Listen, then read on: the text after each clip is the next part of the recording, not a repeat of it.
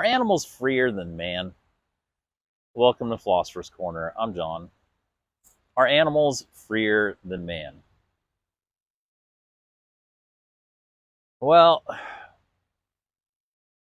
we got to begin with the starting points, right?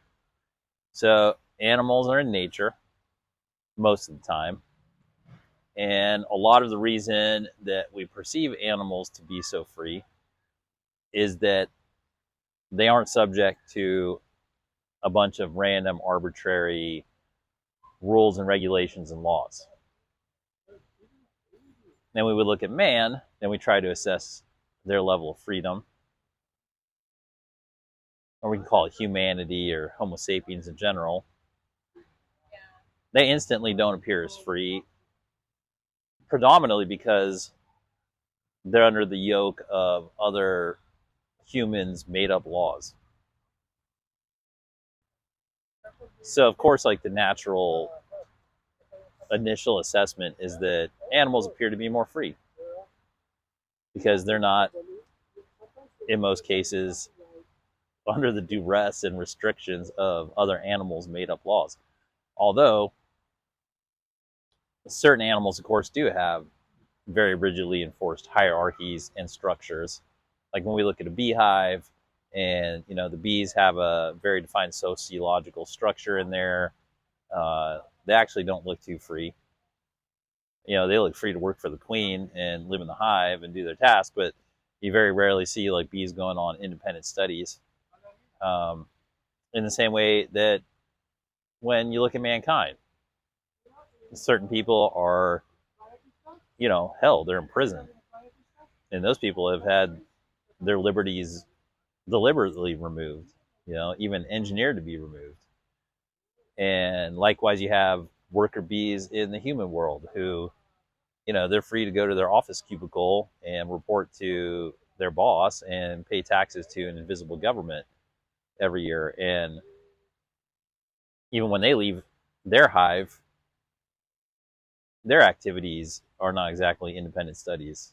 Like everywhere they go, there's rules and regulations and etiquettes and protocols and customs and courtesies and all those things anywhere they go that suggest or demand how they behave. And when we look back at the animal world, now that I'm thinking about it, so many of the animal world structures, which we consider to be free and easygoing and just sort of like in free roam mode, are in fact not. Many of the animals in the animal kingdom are subject to rigid hierarchies and sociological structures. The bees are an easy example, but like when people goes, oh, free as a bird. Well, some birds are extremely free. When you look at hawks and eagles and top level predatory birds, they often nest alone. They might couple for a lifetime, but mainly they kind of do it on their own. Even their families don't really stick together. They'll raise their, they'll hatch their eggs and raise their young, teach them to fly, show them how to hunt, and then, okay, they're on their own. However, if you look at like crows, which they are very intelligent, they have highly defined and regimented sociological order. They run their outfit like a military unit. They go out for a day, they go out to their sectors, they scan their sectors, they gather information, they report back into each other, they go back home to a headquarters, they hang out in large murders. You never see a crow just living by itself on top of a tree, going around, doing whatever the heck it wants, and then not seeing it with a bunch of other crows. Right? So those crows, they're not really, when we think of, because usually I think the baseline thought about animals in nature is just, oh yeah, they're just out there free roaming, they're just doing their thing. They're like, not necessarily. Like some are, but most of them really aren't. Most animals are engaged in sociological structures, big or small. They have, if not outright rules and regulations concerning their behavior, they have expectations within their animal units of what they're needed in a utilitarian collectiveness sense to contribute to the collective in order for that particular species to continue on in its trek through time. And then as we scan through the animal sector, we can see examples of, for sure, the solitary types of freedoms that we kind of think of when we think of like animals being so naturally free, like a tiger roaming through the woods, or the woods, the forest or jungle. Polar bears up doing their thing in the Arctic. What else comes to mind? Now you get the idea. As versus, like horses, for instance. Their horses roll around in packs. They're prey animals. They like to herd up for protection, for all sorts of reasons. But you rarely see a horse just go off on its own. That's not usually a thing they do. So, and when you do the same thing for human beings, you look at human beings, and some human beings who, when they go solitary and they do their own thing, we generally refer to those people as, recluses or hermits or monastics. And even though they've shed all of the, well, you can't shed all of the trappings of human life, because laws extend pretty much to every part of the known world. For sure, there's I take it back. You go to the Amazon rainforest, there's no law, but the world of man extends greatly into many places. So you have to deliberately attempt to escape the rule of law if you want to be unencumbered in the true freedom sense, to be even out of the consciousness of mankind, which I think in a lot of ways that's kind of also where this sort of question gets to, is like, okay, look, even with a cursory scan of the animal world and the human world for freedom, and if we're looking at it in terms of freedom of movement, freedom from sociological responsibility or duty, we can see that whether it be the animal world or the human world, there's a surprisingly similar spectrums of solitary freedom leading down into a near slavery to a sociological unit, right? Like bees and ants and all these other sort of collectivist-based organisms. Their levels of freedom and their levels of whatever, they're not much different than people living in communist China or other socialist collectivist units throughout human history, or even capitalist corporations that are firmly wedged into free societies. If people are encumbered by the economic demands and the mental demands, right? They're not really any freer than the bees or the ants in their colonies.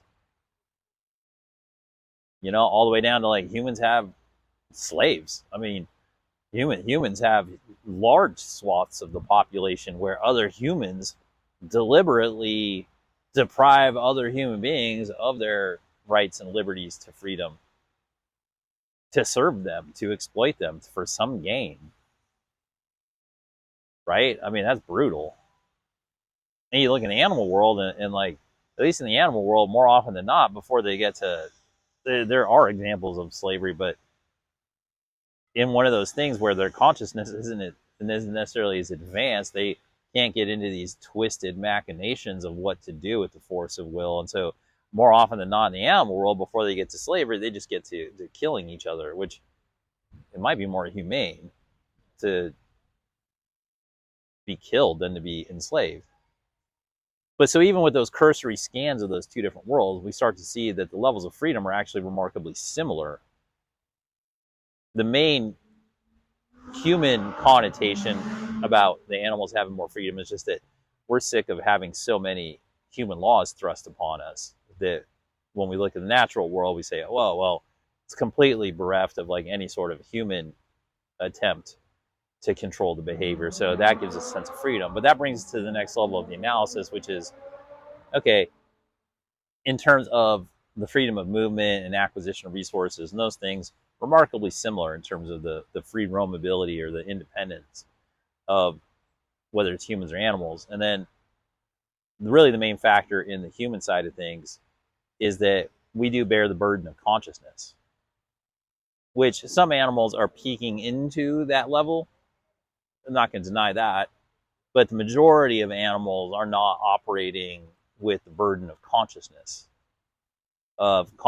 being like awareness of self, awareness of like species interacting with others, aware of like even aware of the concept of the web of life. Most of the animals haven't exhibited the ability to say yes, like even like really advanced, maybe some advanced primates have, but like I haven't seen any evidence that like even crows, they're like, they say they have the IQ of like a 5 to 7 year old or whatever, because they can make fashion tools and do problem solving and all these impressive things. But I don't think a crow has ever said, by the way, I think that, there's like a species of gorilla in Africa that's like really affecting, the ecosystem as it pertains to, the northern Sahara. And then that affects the Middle East, and that affects, economics in this way. And then that affects like the balance of the consciousness of the earth. And I think we should do something about it. That hasn't been demonstrated. The animals haven't communicated complex, sophisticated understanding of the linkages of higher energies in the reality as they pertain to the chain of life, right? Whereas like many, many, many humans have, to the point where it's almost a standard feature of the human consciousness to be aware that we're a part of the infinite link of causation, which is a significant demarcation point in assessing the freedom of the species. Because now on the mankind side, a human have to deal with the burden of consciousness. And so the assessment there is, can you find freedom while being aware of all this stuff? Or is it an untenable burden that will always weigh a human down in terms of freedom in relation to where animals are, where they're sort of in an ignorance is bliss standpoint, where their measure of freedom is more, can they just free roam and get resources and continue to live? And in humanity, that's step one, is like, okay, well, can I be relieved of the burden of having to do certain behaviors to ensure my physical survival and consistent existence? And then with humans, then we get to the next level where that never satisfies a human. A human can do that. Like a lot of homeless people, a lot of wanderers, drifters, people that decide to forgo the material world for a number of reasons just to have the independence from the legal and economic entrapments of the world of man. Even when they get to those levels of physical and basic mental freedom from that, which, you can debate whether that's ever truly possible, but to a practical level they do, then they find, the great thing that, many philosophers or monastics or people who are trying to do an ascendancy path of spirituality who leave the material world for similar reasons, but in a different manner, find that a person never really gets free of the burden of consciousness. So in that sense, you enter into a world of other demands in the world of consciousness. Now, it's not to say you have to be an ascetic in order to handle those things. Like people who also get very rich and comfortable with the fact that their material world is satiated, that all the demands of the world of man and the economic and legal and moral demands that are placed in their particular society, even when those have been met and people, they have their life together and they're comfortable with that, then they too also find themselves with the burden of consciousness, which I think typically explains a lot of midlife crises in the developed world. Is a lot of people go, oh, well, I figured out all the things I needed to satiate the demands of the material world, but now here I go. I thought that was it. I thought I could just be happy now, but now it turns out that the burden of consciousness comes in, and with that comes in where we're at, philosophy. I think philosophy is the best tool that humans have to prepare to begin to navigate the burden of consciousness. Eventually, you know, when you get to the very highest levels, philosophy and science, and none of the traditional intellectual disciplines can get you into the final hurdle, which of course, like, becomes spirituality. And spirituality is an ineffable experience that is up to whoever decides to, you know, wade into the waters of life, so to say. And that's not, you know, and philosophy can only lead you to the shores of that. Just like any other intellectual discipline can only lead you to the shores of that experience, because life itself, the experience of life itself, it is ineffable. Art does the best job of trying to express it and relay what it is, but really that's what the whole experience is set up for, so an individual can experience life itself.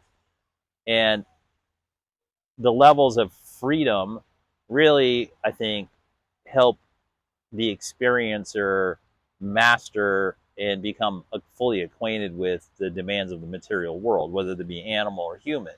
But as we're seeing, they're very similar, actually. They're very similar demands, except that man also has the ability of perceiving the spiritual world and the higher worlds, first by means of their intellect, and then by means of their deeper faculties, which we get, you know, again, some other time.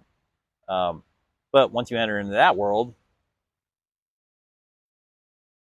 you are simultaneously freed of the material world, because you can start to perceive that its temporal nature, and that it's a series of cycles that can be satiated, and that material requirements can be completed. And in that sense, the human can get freedom from the material world, or at least sort of dampen down the fears of not being able to meet those needs. But then the burden of consciousness comes in, and the burden of consciousness, which can also be satiated and understood because it has its own laws, and they're immutable, eternal laws. And once they're found, you only need to learn them once. So the navigation through the material world, with this idea of trying to be free of it or to be free in it, which is the same as animals. Like, any animal behaviors are really just them figuring out ways to navigate their existence and find a stasis within the demands of the material world. Once humans do that and have satiated the demands within their material world, and then they ascend into the demands of, we'll say, the intellectual world leading up to the spiritual world, which is chiefly the handling of the access and the awareness of consciousness itself, which is both individual and infinitely collective, because all the links of causation, they can be micro, macro, they can be individual, they can be any kind of group you can think of, infinite permutations of links, right? So even that concept alone is a lot to deal with. It's a lot to process. And every human being is set on that trajectory to deal with exactly that, and to learn to navigate it, and to learn to find out how to interact with it. And, you know, it's a lot. Now, the good news is, once a human being figures out how to do it, there's no turning back, because that is the gift of life. The gift of life is to engage in life and to see it for the raw, essentially intimidating amount of options that it holds, and to understand that we are in the living laboratory, that the physical and consciousness realm are for sure meeting here, and that animals, for us as humans, are a great grounding focus, because they're essentially limited to the material realm. So we can always look over to them for examples of what it is in there, because once we've satiated our material means and we start living more in the intellectual and spiritual realms, then you can very excuse me, you can quite easily take for granted the material realm being the base realm and kind of forget about it, because you're floating around in the intellectual and spiritual realms. And that, you know, it's good to have animals around to remind you that that's not always the case. Otherwise, the visceral nature of the reality might be sort of ignored. But it ends up being the journey for every human being to go into these higher realms that deal with consciousness. And so, in a way, humans become freer than the animals in a holistic sense, because the animals are sort of restricted to the material realm. Whereas humans now, if you live long enough and you come to terms with how to handle the material world to a certain degree, which most humans do, then we have access to the fuller spectrum of the universe. And when we do that, then we're truly free. Because now we have the option to exist as an animal and in the material realm, and then we have the option to engage these more ethereal portions of ourselves which interact with the consciousness and these higher laws, which are verifiable and they are scientifically provable and repeatable. And it's interesting because it sort of encapsulates our evolutionary struggle from material animal to intellectual and spiritual being. And in that sense, once we make that breakthrough, we are far freer, because that gives us the ability to look down objectively on ourselves and to have discipline to be able to not be tormented by the demands of the material world, be they from the world of man or the world of nature.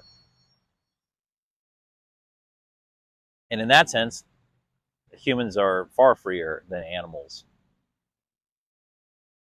But it really necessitates that breakthrough for us to achieve it. So there's a period of time where we may feel like we're not freer than the animals. And in real ways, many human beings are not freer than certain animals in these moments. But every single human being has the ability to ascend past the material realm. And this can be in a non-spiritual, atheistic way. This can just be in a totally secular, biological manner, to go into their intellectual self, and through the intellectual understanding alone, be freer than animals. Because now that person has understanding of what they're going through, and the knowledge it makes you free. You know, we found out that work does not make you free, but the truth shall set you free. And the truth indeed sets humans free every single day, and it sets us free into the intellectual and spiritual worlds of consciousness. And the amount of freedom that's available when one connects to consciousness is infinite. So in that sense, yes, humans are definitely freer than animals. But, it's philosophy, so it's open to debate and critique, and it's an open source code of thinking. So there we go. Well, I hope you found this helpful. Thanks for spending some time here at Philosopher's Corner. I hope you make your own videos. This philosophy, we need more people just thinking deep thoughts, thinking deep, coherent thoughts, and taking it wherever you need to take it. So think free, be free, and have fun.